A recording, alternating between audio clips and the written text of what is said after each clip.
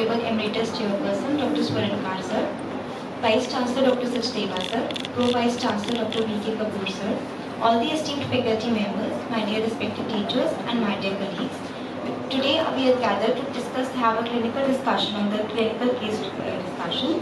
Before starting the CCR, I would like to invite Dr. Vijay Mathur ma'am for the brief introduction to our department. Today, we are present in the Department of Neuroanesthesia will be presenting the combined clinical round. So we have a dedicated faculty with vast clinical experience. We have 2 DM neuroanesthesia seats, which is first in Rajasthan. It is our department is catering to big neurosurgery department. Director of Neuroscience and HOD sir, Professor B.S. Sharma sir is heading first unit, second unit is headed by Dr. Pankaj Gupta sir and third by Rohan Bhatia sir. Approximately 200 cases per month. It is maximum in private sector in Rajasthan, and we are amongst the very few top institute in North India to conduct this much amount of cases. And we are conducting anesthesia management of variety of cases like intracranial surgeries, which includes awake craniotomy, tumor, trauma, intracranial hemorrhage, infarct, hydrocephalus, congenital deformities, reconstructive surgeries. Spinal surgeries like decompression, fixation, kyphoscoliosis, tumor. Vascular surgeries including aneurysm, AV malformation, Moyamoya disease, endoscopic neurosurgeries, navigation guided surgeries. And we have got 5 spacious modular OT, advanced neuromonitoring devices like motor reverb, potentials, SSCP, triggered EMG, bispectral index, and advanced instruments like fiber optic, video laryngoscopy, high-end anesthesia workstation equipped with gas analyzer and pulmonary dynamic monitoring. Now I invite Dr. Medha, our DM student, to present the case. Today we will discuss the case of 23-year-old male patient presenting with a headache, vomiting and restricted upward eye movements. So our collaborating departments are Department of Neurosurgery, Department of Radiodiagnosis and Department of Pathology. Now I would like to invite Dr. Pankaj Somani sir to begin with the clinical history and clinical examination of this. A very good morning to all the faculty. My patient is 23-year young gentleman, right-handed, studied till 12th class, resident of Bikaner, shopkeeper by occupation, and the history was given by patient himself and his relatives and was reliable. He presented to us with chief complaints of headache since last 3 years, vomiting for last 2 months, and restricted movements of the eyeball for 1 month. The patient was apparently alright 3 years ago when he developed a headache, which was insidious in onset, progressive in nature. It occurs almost every day and lasts for few hours, and moreover the posterior part of the head region, dull aching, non-radiating of type, no specific diurnal variation was there, and no specific aggravating factor, but relieved by taking analgesic tablets. But for last 2 months, the headache has changed significantly in its pattern and became generalized. It has increased significantly in intensity as well as the duration.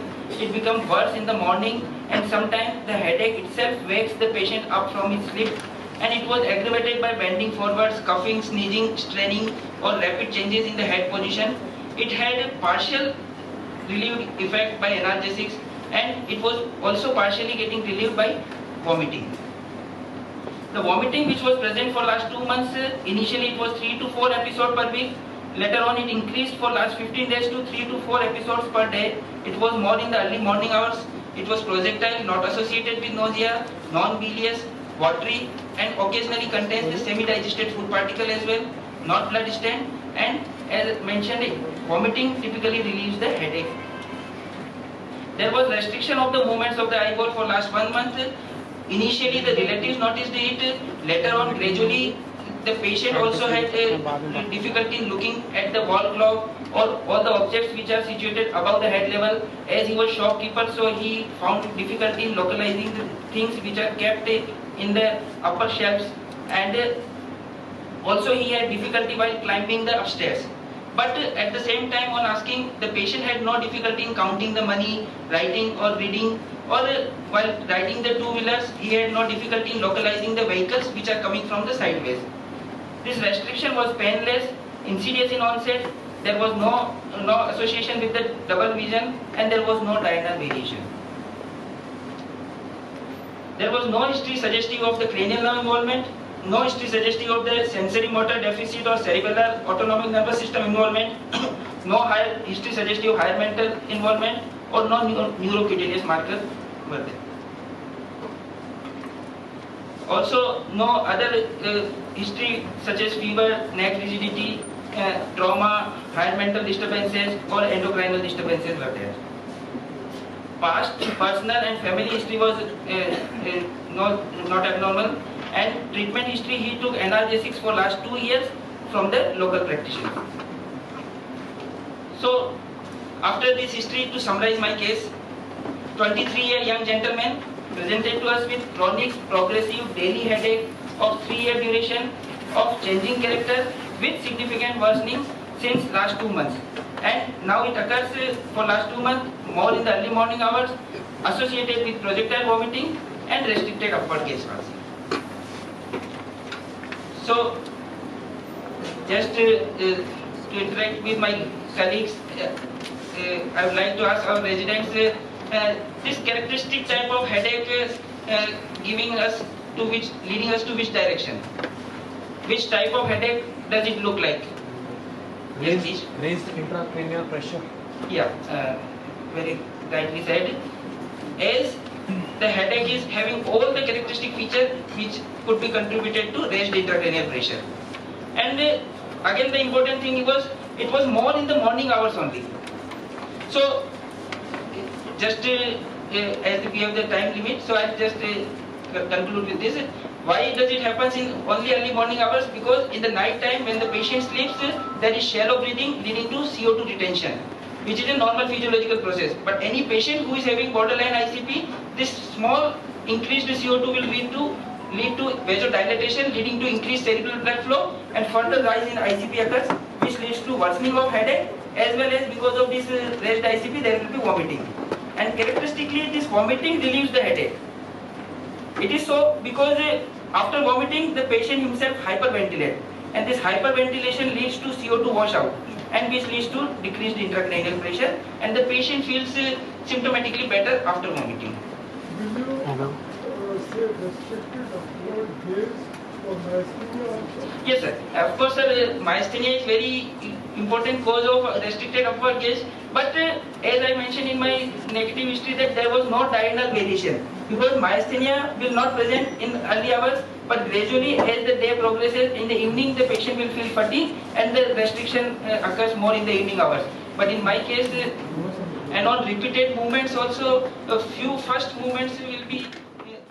So after this, based on this characteristic history which given by the patient, where are we heading to? So, to differentiate, to proceed for further differential diagnosis, the headache is of 2 types, either primary or secondary. The primary, where the headache itself is the disease, and we have to treat the headache itself. In the secondary, as our patient had this one called characteristic feature which was progressive, occipital in region, more in the morning, more with vomiting, and no other associated features like phonophobia were present. So, in such cases, the headache is a presentation of underlying disease, and we have to treat the underlying pathology. The secondary headache could be either without red flag symptoms or with red flag symptoms. As our patient has all the symptoms suggestive of increased intracranial pressure, so the patient had secondary headache with red flag symptoms. Now these are the very most common causes of the primary and secondary headache. As we have already ruled out the primary headache, among secondary headache, there was no history of fever, not history of trauma, it was not of acute onset, there was no thunderclap headache, there was no sensory motor deficits. So more common causes we have ruled out via history, and most likely we are dealing with some space occupying lesion which is causing intracranial pressure increase and leading to headache of the patient. So after all history, the provisional diagnosis is space occupying lesion with symptom of raised intracranial pressure without symptoms suggestive of sensory motor and cerebellar involvement. So with these all information, we proceed for the examination part and to understand it further. What do you think about which lobe is involved in this intraoccupying cranial lesion?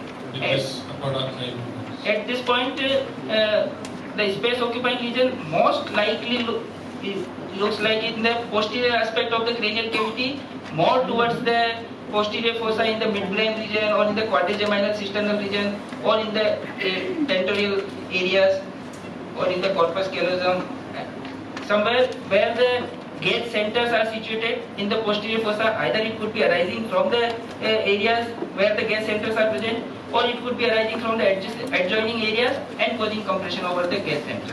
But definite involvement of the gauge centers are there, which are located at midbrain superior colliculus level. So to proceed further, general examination was done, which revealed a slight bradycardia of 58 per minute and blood pressure was slightly on the higher side, borderline higher side, 138 by 82. Rest of the general examination was normal. Higher mental functions were normal. The MMSE score was 30 by 30. Cranial nerve examination, there was bilaterally diminished visual acuity of 6 by 12. With on fundus examination, there was grade 2 papilloedema and pupils were small, slightly larger in the size, which are 6 mm, bilaterally equal, poorly reacting to light, but reaction to the accommodation reflex was well preserved. And on extraocular movement analysis, there was restriction of the upward movements in both eyes, suggestive of upward gaze palsy. So at this point, when the pupils which are not reacting to light, but there is good pupillary constriction with accommodation reflex, this term is known as, can any of my presidents on the side suggest, please? Light near dissociation. Yeah, very rightly said. This is a characteristic of light near dissociation, and this important examination finding gives us a better idea of localizing the lesion later on. So here, this patient on clinical examination, while checking the extraocular movement, the head in the stationary position with the examiner's finger moving right, left, down and upwards, he had all movements preserved except the upward movements of the eyeball. Even when he is trying to move with the force, then also his eyeballs are not moving upwards direction. Rest other cranial nerve examination was normal, motor, sensory and other neurological examination was normal. Other systemic examination was normal. So now again to summarize after history and examination, apart from the history findings, in examination we could find bilateral diminished visual acuity of 6 by 12 with grade 2 papilloedema, with bilaterally large size 6 mm pupil, with light near dissociation, as described absence of pupillary reaction but presence of accommodation reflex, and bilateral upward gaze palsy. So now again, after examination we are getting more information about the patient, we are becoming wiser, and now this light near dissociation, where does this light near dissociation localizes our lesion? Any of from medicine department, critical care, neurology department? So I'll say just anatomical aspect in the midbrain. The fibers which are responsible for accommodation are present ventrally, and fibers which are responsible for light reflex are arranged dorsally. That is, Edinger-Westphal nucleus is located dorsally and accommodation reflex fibers are ventrally. So something which is compressing and involving the light reflex fibers but still preserving the accommodation. So here, apart from this midbrain level, we are more localizing it to in the dorsal aspect. So after this, we are localizing to dorsal part of the midbrain. So just to summarize and enumerate, the ophthalmoplegia could be because of the intranuclear pathologies, nuclear pathologies, internuclear pathologies or supranuclear pathologies. As in our case, it was exclusive vertical gaze palsy, so our case was having supranuclear pathology. Either it could be midbrain infarction or some space occupying lesion in the midbrain region, as infarction have already been ruled out by absence of sensory or motor involvement, and there was no acute history. So after history and examination, now we are locating our lesion to dorsal midbrain areas, also known as Perinode syndrome, with signs of raised intracranial pressure, most likely a space occupying lesion arising from the adjoining areas. So to understand further about this space occupying lesion, we requested our radiology department for the radiological evaluation. So I invite my friend Dr. Shailesh Gupta to present further for this case. Thank you.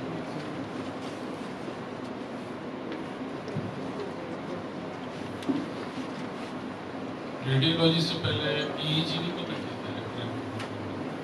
Further Sir, actually, sir, the patient had all characteristic symptoms associated with slight bradycardia and. final answer. Maybe the final. Don't you think that we can further localize by the electroencephalogram, seeing the Sir, wave pattern of the Sir, but as we had short of time, patient was slightly in bradycardia on higher side of the blood pressure associated with raised intracranial pressure signs, which were also progressing with papilloedema. So we wanted to just confirm our clinical finding as well as to locate the lesion and the adjacent areas, which will decide our further plan of treatment. And also because of hydrocephalus, we wanted it to be at faster speed. What is the role of EEG in such type of the patient?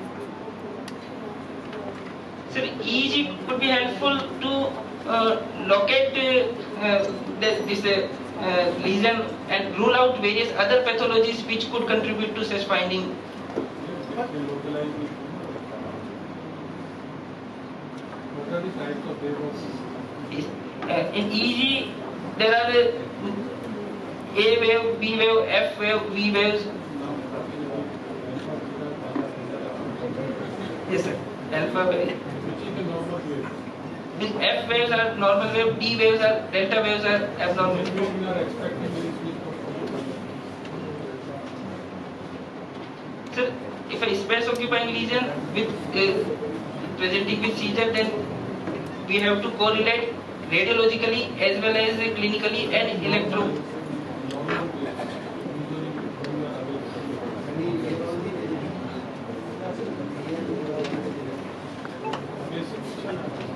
So there are 4 types of the wave in the normal EEG: alpha wave, beta wave, theta wave, and delta wave. Alpha wave.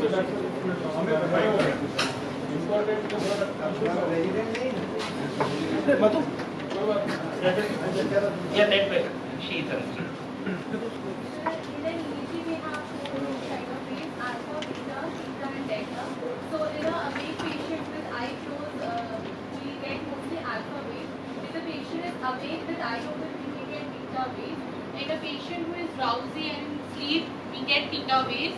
And if the patient is in deep sleep, we may get delta waves.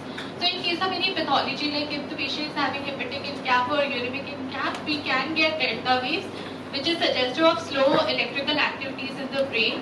And if we get, if suppose we have a pontine lesion and the patient is in logged-in syndrome, we may get alpha activity in the brain, but the patient will appear that the patient is quadriplegic and non-responsive. So this is a way of differentiating if the patient is in logged. Good morning to all the respected teachers, seniors and my dear colleagues. As per the clinical discussion, the diagnosis has been narrowed down to the space occupying lesion in the pineal region or midbrain. So first of all, I would like to tell about the normal anatomy in the pineal region. This is an sagittal cadaveric image and this is a sagittal T2-weighted image in which this one is the corpus callosum and on MRI this is corpus callosum. This is the posterior part of corpus callosum that is known as splenium. Inferior to the splenium this is pineal gland and inferior to the pineal gland this is tectal plate, and below the body of corpus callosum this is velum interposition. And next, now coming to the case, the contrast NS MRI brain was done, which was done outside. These are T2-weighted image. First one is axial and sagittal image, in which we can see there is hyperintense heterogeneous lesion seen in the pineal region, and it is and there is surrounding hyperintensity suggesting of edema, and it is causing mass effect over tectal plate and facing the cerebral aqueduct, which is causing obstructive dilatation of bilateral ventricles. Next, this is T250 coronal image in which we can see there is the lesion is causing upward displacement of the internal segment vein. Next, these are T1 weighted images, pre-contrast and post-contrast images. The first one is pre-contrast, that the region appearing hypo-intense and there is no obvious fat region within it. And on post-contrast imaging, there is intense enhancement of the lesion. Next, this is the sagittal image. The lesion is showing intense enhancement and there is no enhancement in the tactile plate. The lesion is causing displacement of internal cerebral vein superiorly and causing compression over tactile plate. And this is the coronal image which is causing displacement of the internal cerebral vein. So the possible diagnosis in our case are pineal gland mass lesion, second is meningioma, third is tactile plate glioma, fourth is metastasis, and fifth is malignant melanoma. In a pineal gland mass lesion, most likely germinoma or pineal parenchymal tumor, that will be pineal cytoma, and second is meningioma. Falso anterior meningioma is less likely because if the meningioma is arising from falso anterior meningioma, then there will be displacement of the inferior displacement of the internal cerebral vein. Third is velum interpositionum and arachnoid layer, and there is also a possibility of origin of meningioma from the arachnoid layer around the pineal gland, so it can be also a possibility. The tactile plate glioma is less likely because on T2 post-contrast imaging there is no enhancement in the tactile plate, so the possibility of tactile plate glioma is less likely. And metastasis is also less likely because in metastasis there is associated leptomeningeal enhancement, so the possibility of metastasis is also less likely. So by far, after the detailed clinical examination history and the radiological findings, we know that this is a case of space occupying lesion in the pineal region. This case was referred to us by the neurosurgery department for pre-anesthetic evaluation, where they mentioned the plan of surgery being the midline suboccipital craniotomy with tumor resection using the supratentorial infracerebellar approach in the sitting position. Our main focus will be the anesthetic management of this case in the sitting position. So why this is a challenging case? We have challenges related to the sitting position. Firstly, this position is very difficult to achieve. There are several physiological changes associated with the sitting position which may affect the central nervous system, cardiovascular system. We need specialized equipment and monitoring for the monitoring of this case, and there are high chances of intraoperative complications, especially the dreadful complications like the venous air embolism. Challenges related to the tumor. The tumor is located deep-seated in the brain. So there are chances of applying more retraction and there may be chances of more edema. Then we have various neurovascular structures coming in between this, and especially focus is to be of the open veins and the venous sinuses. Can I ask a non-surgical question? Like, can you not do this surgery in the prone position? So the indications of sitting position are that for the resection of tumors located in the pineal region, cerebellopontine angle, other technically difficult tumors in the infratentorial region, and few surgeries of the high cervical spine. So anesthetic management in neurosurgery is special because we perform anesthetic management in every position like supine, prone, park bench, lateral, jackknife position, and each of the position has its own challenges. But the most challenging position out of all these positions is the sitting position. Firstly, it is important that it is used specifically in the neurosurgery cases. Only a few cases of orthopedic, like the shoulder surgery, can be done in modified sitting position. But in orthopedic surgery, the chances of complications are very less when we are comparing these cases being done in sitting in neurosurgery positions. So the incidence of sitting position in our department, even in neurosurgery, the sitting position is less common due to high chances of intraoperative complication. In our institute, where we do around 2,000 to 2,500 cases per year, the number of sitting craniotomies are only 7 to 8 on an average per year. So from the last 6 years, we have done only 55 cases of sitting craniotomies.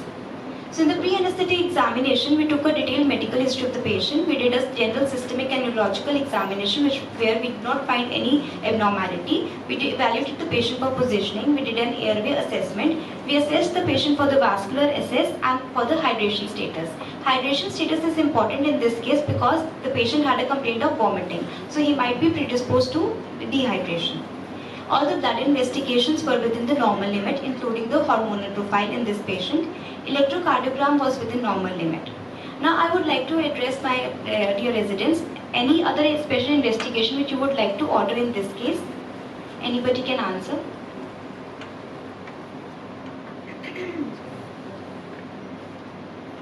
So in this case, you would like to go for a 2D echocardiography examination. This is important because we have to rule out the presence of patent foramen ovale.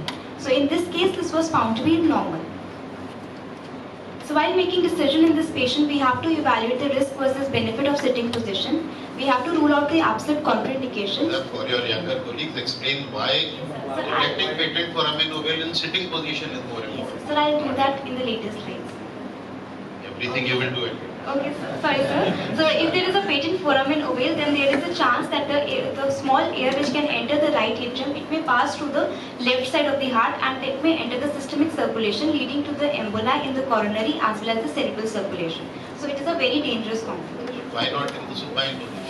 So the chances of venous air embolism is more in this case. So we are more concerned in the sitting position. Our major concern is the venous air embolism. So the chances are very much in sitting position. In the supine position, the chances are very less for the venous air embolism. So we are not concerned in those cases. But sitting, we have to rule out everything that can be a possibility for venous air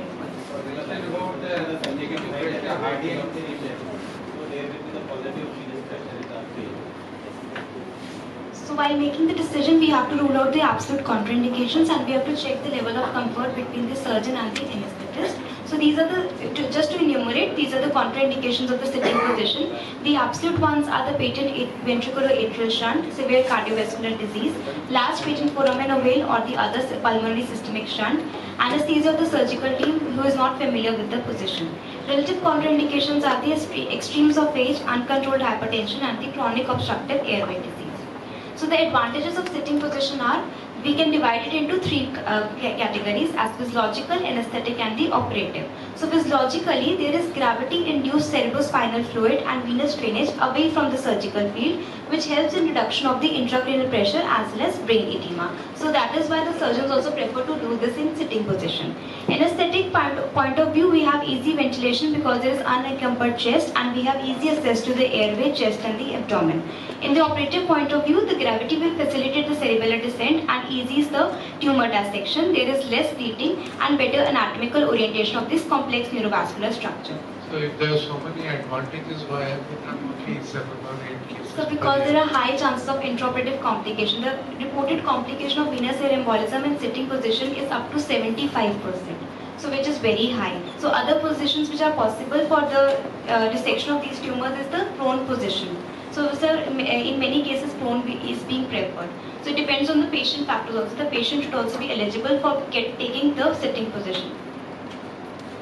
So for the OT preparation, we need a special table which has different angles which enables us to make the sitting position possible. Then this is a specialized frame which is the 3-pin frame where we can rest the head, or instead of that we can use the horseshoe also. So we will keep ready all the drugs, like all the emergency drugs, all the airway equipment, all the specialized monitoring equipment as well as the DVT pump and the body warmer, and especially the 2D echo machine. I will go into detail with the monitoring when we will discuss the intraoperative monitoring. So intraoperative monitoring, apart from these routine monitors which are recommended as per the American Society of Anesthesiologists, electrocardiography, pulse oximetry, non-invasive blood pressure, end-tidal carbon dioxide temperature and urine output, we utilize this specialized monitoring which is directed towards the detection, prevention and rectification of complications like venous air embolism if it occurs. So here we can see we use the central venous pressure monitoring, we use the invasive arterial blood pressure monitoring which is equipped with the pulse pressure variation. So invasive arterial pressure will provide us the beat to beat blood pressure, and pulse pressure variation will help us to guide the fluid management. We will use the neuromuscular monitoring, we will use the train of 4, and for the echocardiography to detect any intraoperative case of venous air embolism. We use the bispectral index which tells us about the depth of anesthesia. So train of 4, it is the device, it is basically used to monitor the neuromuscular monitoring. Here we can see, we will apply it on the median nerve and we will see the abduction of the thumb. So here we will see the 4 ratio. So this is the diagram which is referenced further. So if we see no bar, then that means that their blockage is 100%. So we have given the muscle relaxant and it is able to block the 100% of the blockage is there. So if there is a 2, then that means 95% of the block is there. And if there is appearance of 3 out of 4 bars, then we are able to give that 75% of the blockage is there, and we can now give the reversal for the of the muscle relaxant to awaken the patient. So this is important because we are giving neuromuscular blockage, so we have to see the effect. So it's to monitor the effect, we use the 3 of 4 monitoring. We utilize the standard general of induction of anesthesia. Yes, sir. In neurosurgery, sir, we are using it. So we did a general induction of anesthesia. Here we specially use the flexometallic tube, which is, you can see in this diagram that the flexometallic tube is non-kinkable as compared to the normal PVC tube. So in sitting position, there are high chances of the tube getting kinked due to the positioning. So here, therefore, we utilize the flexometallic tube. We place the central line in the right subclavian vein, and the important point here is that we have to confirm the tip of the central line via the C-arm inside the OT. This is important that the tip of the central line should lie at the junction of the superior vena cava and the right atrium. This is important because this is the point where maximum amount of air will get lodged in case of venous air embolism, and this positioning of the central line will help us to aspirate the air in case of the this complication if it happens. So we adhere to all the checklists before positioning of the patient. We made sure all our lines were well secured, and we took the note of the baseline vitals also. So we loaded our patient with 1 liter of balanced salt solution, and the patient was progressively elevated over 5 to 10 minutes to sitting position from supine in order to minimize the hemodynamic fluctuation while keeping an eye closely on the monitors. So this is the final positioning of the patient. Here you can see how well we have padded the pressure points like the shoulder, elbows, wrist, their knees. They are bilaterally flexed and kept on the wrist, well rested on the pillow, and the ankles. We have applied the bilateral compression devices in the lower limbs. Here you can see that we have well secured our endotracheal tube also and the head also. So this is the position of the patient in the sitting position. So I would like to emphasize here that we can see that the head is well rested on the padded horseshoe, and we have to avoid the excessive flexion of the neck. We keep a minimum distance of 2 finger gap between the sternum and the mandible. This is because if there is excessive flexion, then it will impede the venous drainage, leading to the venous congestion of the brain, swelling of the brain and the facial area. So this will lead to airway edema and macroglossia, which may complicate our postoperative recovery, and we might have to ventilate the patient in case there is edema. So the occipital and the infratentorial approaches, they are associated with severe postoperative pain due to excessive muscle cutting and reflection and subsequent spasm. So in order to prevent this, we gave him scalp block, where we block the greater occipital and the lesser occipital nerve which are supplying this area. So this is the final position of the patient after the sterile draping. Here you can appreciate our access to the patient, and then you can see that how well we have secured our tube as well as the pressure points of the patient. So here an important point is that after positioning of the patient, that we place the arterial transducer at the level of the external auditory meatus, which is different from the normal surgery where we put the transducer at the level of the heart. I would like to ask my colleagues if anybody can answer why we are concerned about this, that why we put this transducer at the level of the external auditory meatus.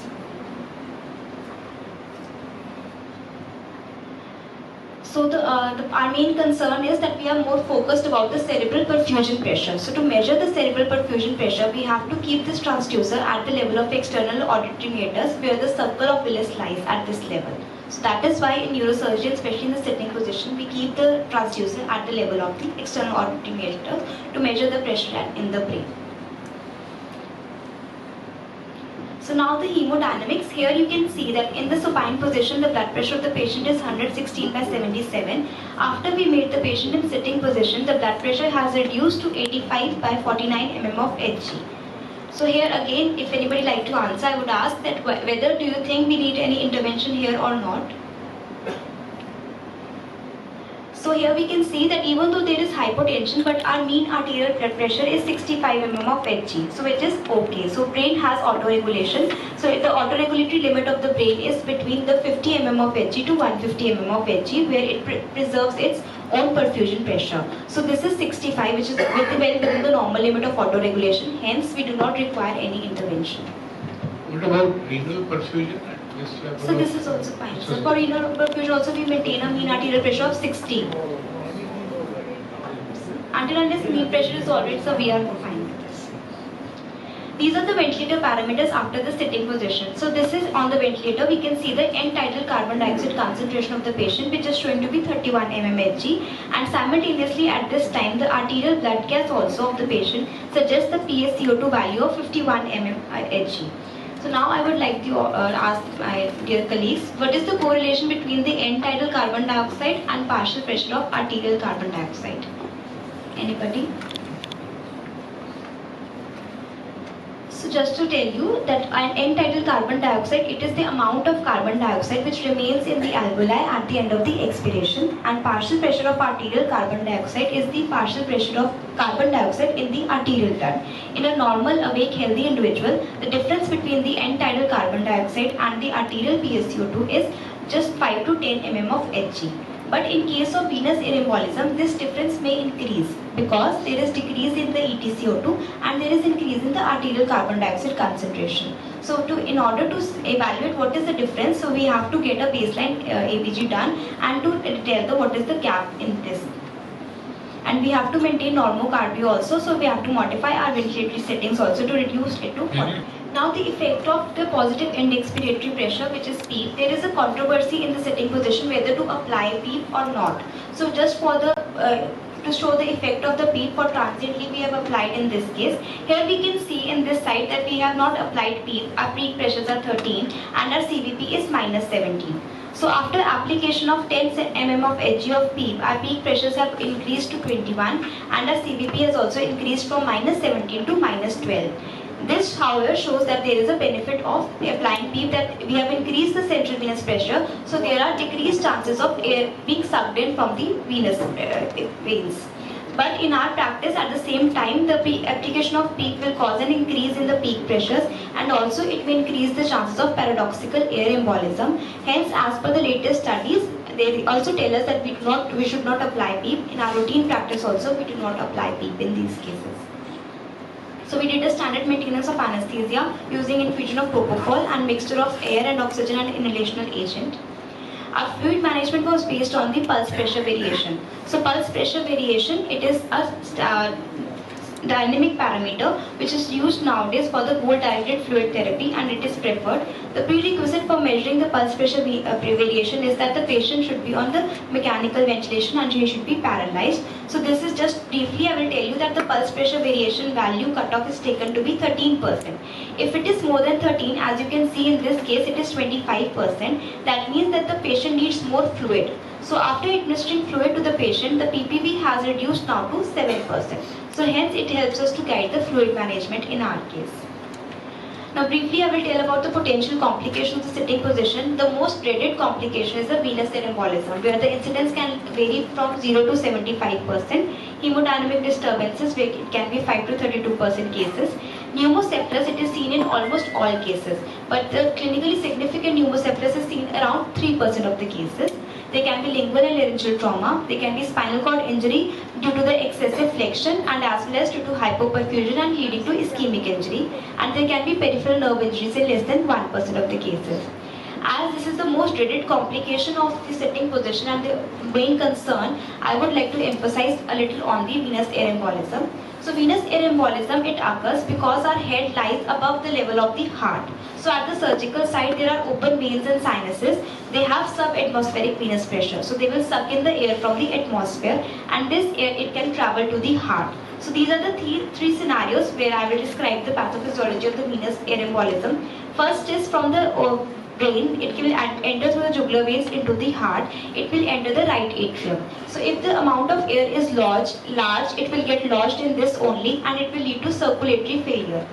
Second is that if the amount of air will pass from the right atrium to the right ventricle into the pulmonary circulation. In the pulmonary circulation, if the amount is small, then it will be easily diffused out of the pulmonary capillaries. But if the amount is big, it will block the pulmonary capillaries, cause a reduction in the EtCO2, and it will cause the back pressure on the right ventricle, leading to the right ventricular heart failure, and further there will be no blood coming back to the left side of the heart and leading to the left-sided heart failure. And third scenario, as we have discussed, the presence of paradoxical air embolism, why it is important to get a 2D echo done. If there is any patent foramen ovale, then the small amount of air can pass from the right side of the heart into the left side of the heart, entering the systemic circulation and leading to the coronary or the cerebral emboli. So as discussed, it can have cardiovascular, pulmonary and the brain swelling, and may also cause the release of inflammatory markers. So these are the monitoring which is available for the detection of venous air embolism. In our case, we utilized every monitor which was possible. We used Doppler 2D echocardiography, we used end-tidal carbon dioxide, central venous pressure, ECG, pulse oximetry, blood pressure and stethoscope to auscultate any murmur. So, as it is said that prevention is better than cure, in our case we employed all the preventive measures to prevent the occurrence of this dreadful complication. We used strict vigilance, we gave the intravenous fluid loading, and we are blessed with the experienced, excellent team of neurosurgeons where they use the meticulous surgical techniques by using bone wax and saline soaked gauze, and we avoided the nitrous oxide because nitrous oxide is more diffusible. So if any amount of air will enter, it will expand those amount of air. So we avoid the use of nitrous oxide. So but it will expand, so dissolve, that is why it will aspirate more air, sir. Pressure bun jayega, sir, it will cause more expand, the small bubble, it will get made more expand. So in our clinical experience, out of the 55 cases, we have experienced that only one case of life-threatening, clinically significant venous air embolism intraoperatively, where we had to stop the surgery, and we followed all the set protocols which was given, and we informed the surgeon. We stopped the surgery. We also changed the position of the patient, and we aspirated around 200 ml of air in that case from the central line. But we restarted the surgery, and we were lucky enough that the results were favorable in our case. So for the surgical management, I would like to invite Dr. Pankaj Sonani.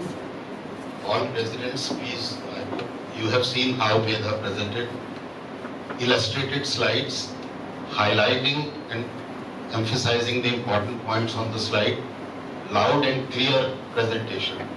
I have to inform the House that she was the inaugural batsman, opening batsman of the PGCR. She was my personal choice, and Veda, you more than justified.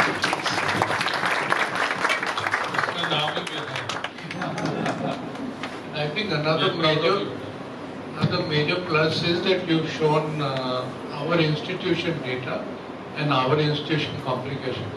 That is again a really good plus.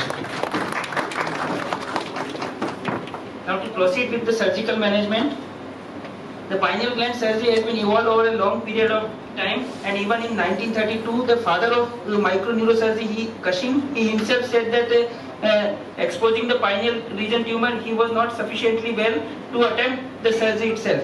But today, because of the availability of internationally renowned, highly skilled neurosurgeons and a highly dedicated and skilled neuroanesthetist team with vigilant post-op critical care team, and availability of all the high-end advanced instruments such as microscope, endoscope, neuronavigation, QSA, advanced OT table, and the list is endless.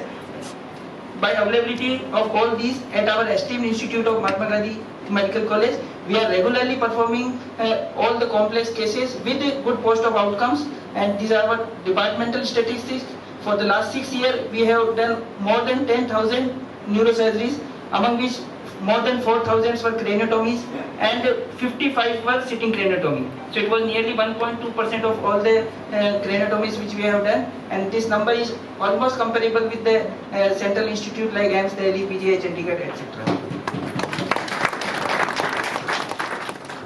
And now, as asked by respected Malhotra sir, the pineal gland is in the geographical center of the brain, as seen in this image, and various approaches have been made for this, but all the approaches leads to traversing through the some parenchyma, but the one which is shown in the red diagram is used while sitting position, that is infratemporal supracerebellar. This is a good corridor provided by the nature, but it is very narrow. Only hardly few is there space. So we have to utilize that small corridor to reach the pineal tumor, and very important neurovascular structures comes which we have to be preserved.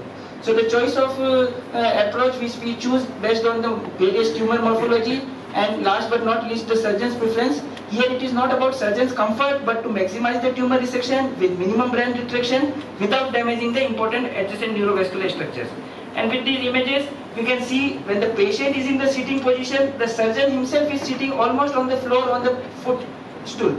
And it is very awkward position where the hands are in the anti-gravity position. The surgery goes for nearly 4 to 5 hours and total duration of surgery is 6 to 8 hours. And the surgeon is slightly away from the operative field and the corridor as mentioned is sub-centimetric. So this is a challenging case, but to utilize this narrow corridor which prevents the neurovascular, which minimizes the neurovascular injury, we use this challenging case in selected cases where we have to reach the pineal tumor. The patient is positions as already mentioned, neck flexed, head fixed, and incision was given from I9 to C2. So this was the actual case, what we were discussing since for last 1 hour. It is being displayed here. Before making the craniotomy, when the craniotomy is made, even the slightest amount of the gap is being covered with the bone bags. And continuous saline irrigation is done so as the slightest amount of the venous air embolism is prevented. After craniotomy, again the continuous saline irrigation is done. Now this is the microscopic view where we can appreciate the gravity dependent cerebellum, cerebellar retraction, and this is the tent. So this is the smallest narrow corridor which is initially of only 2 to 3 mm. With gradual CSF release, the cerebellum descends down and we could enter inside this corridor. These are the small bridging veins which have to be coagulated and cut. Here we can appreciate whatever the blood is spilling into the operative field, by gravity it is moving away from the operative areas, so we get a better clear field. And now we can appreciate this corridor which was earlier of 2 mm, now we can nearly 1 centimeter through which we enter. Now we encounter the arachnoid layers.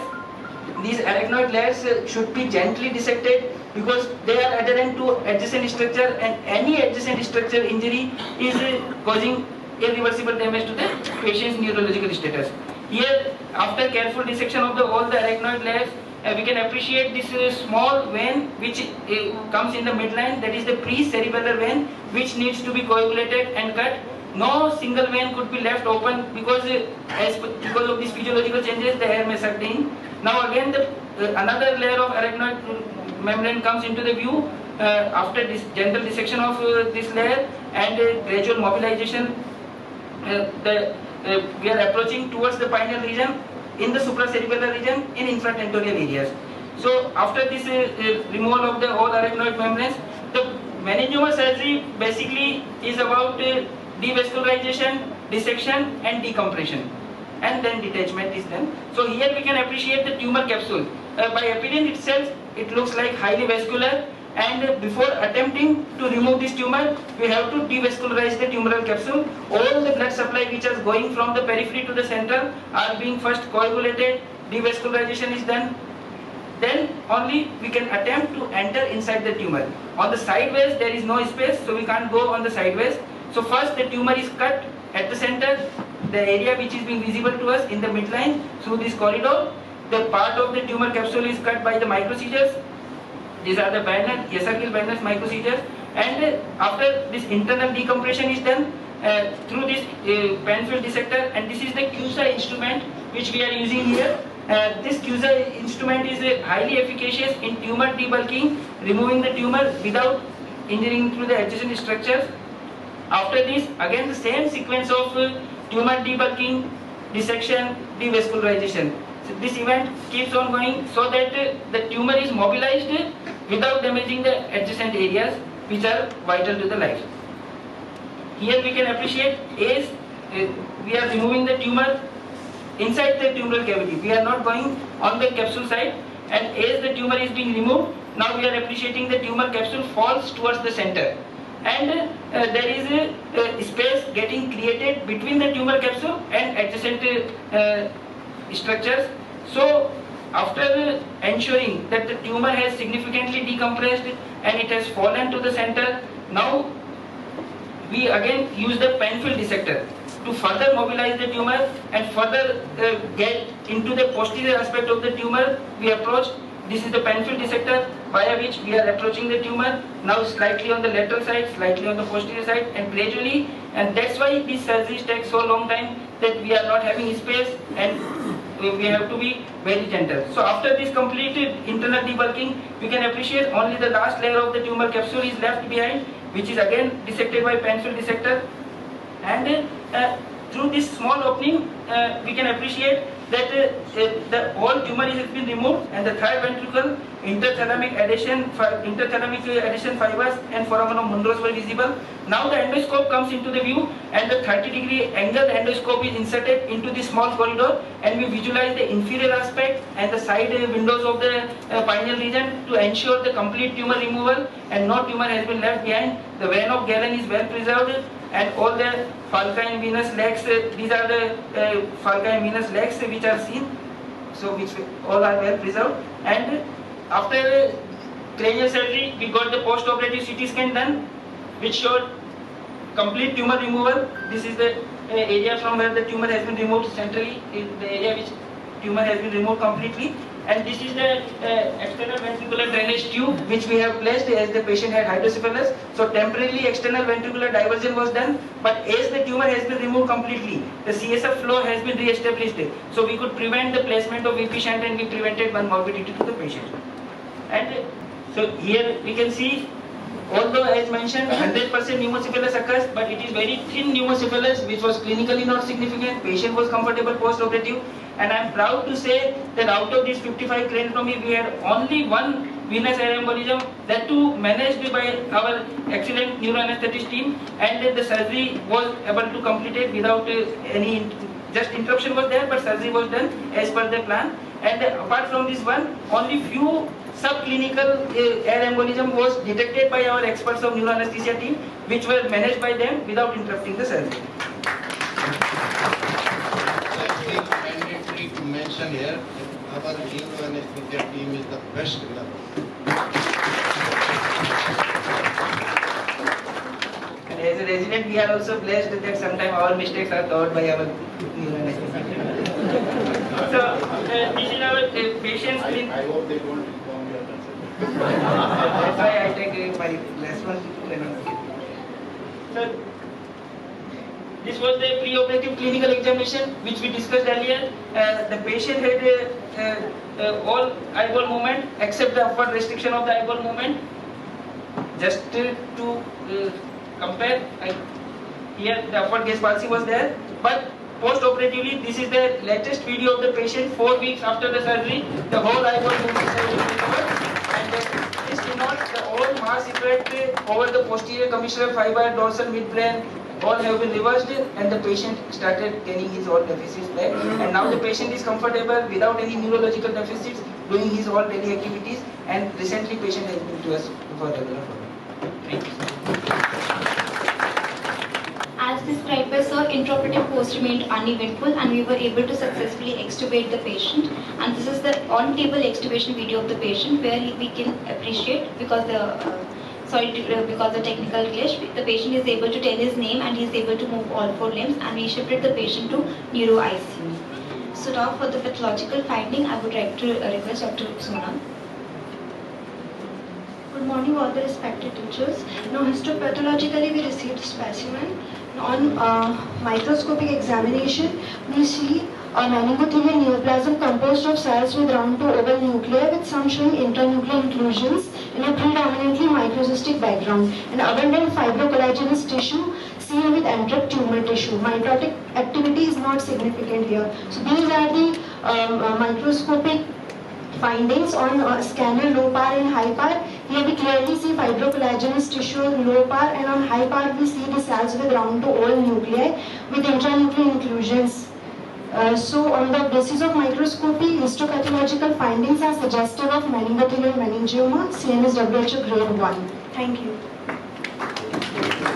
A brief review of literature, where we found that in the incidence of venous embolism is reported by 28 studies conducted over a span of 1972 to 2007, that the incidence is 0 to 76% in sitting position as compared to 0 to 12% in horizontal position. The incidence of hypotension varies from 5 to 32%.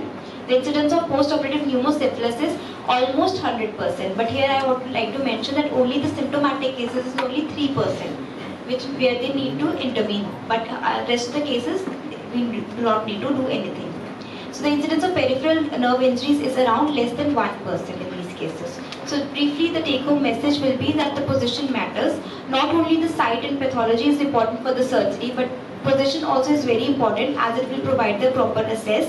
Maintaining stable hemodynamics is very critical to prevent any complications, and anesthetist must titrate the drugs accordingly. Successful anesthesia in sitting position requires seamless teamwork and communication between the anesthesia providers, surgeons in order to manage the position related challenges. Anesthesiologist must be well prepared to address the position related complication, and he should be well versed with the newer modalities of monitoring to enhance the patient's safety. And lastly, we should always be vigilant for venous embolism in the sitting position. Thank you. Lastly, I would like to acknowledge all the collaborating departments, especially the CCR reviewing committee team, for their constant guidance and taking their precious time to improve us. Thank you.